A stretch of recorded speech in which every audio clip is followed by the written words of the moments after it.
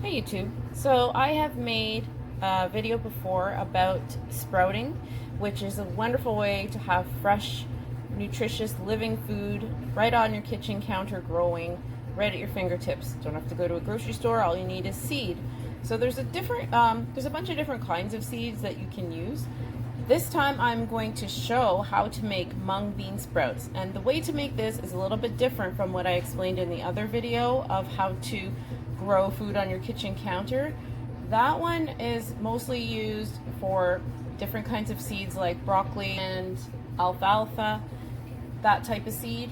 But for mung beans, it's a different process. So I'm just going to show you how to do it. I've soaked these mung beans for 24 hours, and in some of them you could see that they're starting to split. I just wanted to add here that mung beans can definitely be eaten as soon as the tails start to grow, and as soon as they sprout, they are ready for stir fries or eating raw. But you can also go ahead and do the mung bean sprouts the way I'm going to show you in the video.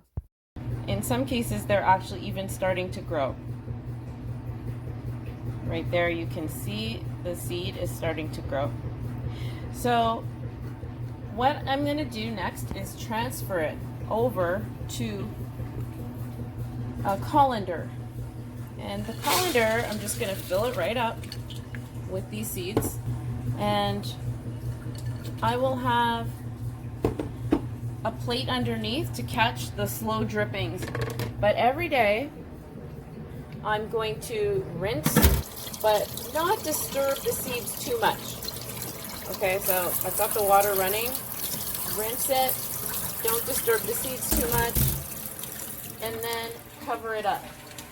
These seeds can't see the light of day because if they do, they will begin to sprout like plants. They will want to grow like a plant. The idea here for mung beans is to force these beans to stay in bean sprout mode so that you can later use them and they'll grow really long, the roots, because bean sprouts are really just the root of mung beans that have grown out really long.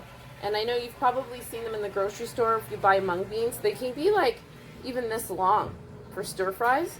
So the idea here is to force these seeds to think that they can only produce root.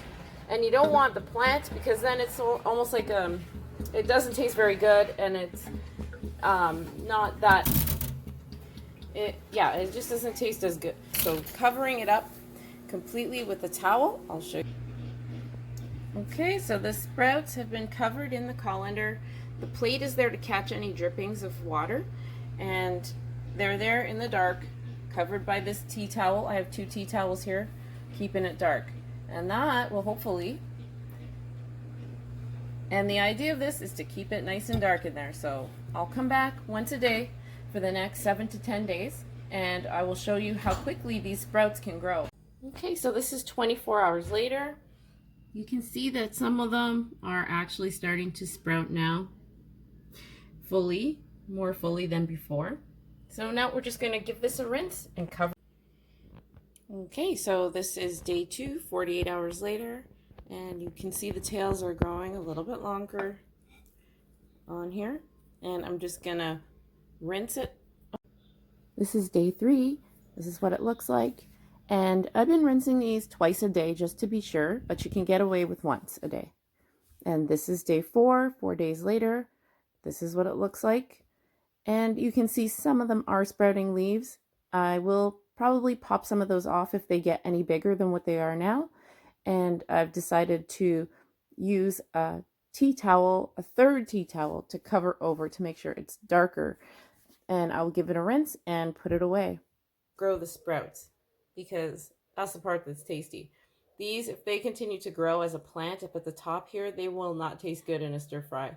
So I'm just going to pop them off as I go along. When they're this size, it's okay, but if they get much bigger, they will start to taste a little chewy in a stir fry, so I don't want that. I've added a 3rd tea towel over top to try and make it darker, because this is just telling me that light is shining through. So anyhow, this is day 4, and underneath you can see a root system starting to develop through the colander. So I just want to show you that. All right, so we'll come back on day 5. Here we are, day 5, growing nicely. See, getting longer. This is one right here. So it's getting pretty long. We'll let it go till day 10. So this is day 5, complete. See you in day 6. So this is day 6. I apologize, I did not remember to record day 5, I think. But this is just the beginning of day 6. But as you can see, these are full length. I'm going to say these are pretty much all full length now. And I'm just going to go ahead and harvest them. They're pretty much all this length, if not longer. And I would say they're probably a little bit longer than what you'd find in a bag, if not the same. So I'm going to go ahead and harvest this. You could eat this as is in a stir fry, or you could go ahead and just take off the end and the tail here. Not sure. I'll probably do half and half, because if I'm eating this, I really don't care. It's just more food, really. If you stir fry it, it's all going to taste the same to me, but maybe for certain family members, they may not like that. So I will take the top and the tail off of some of them. So that's how you make mung bean sprouts.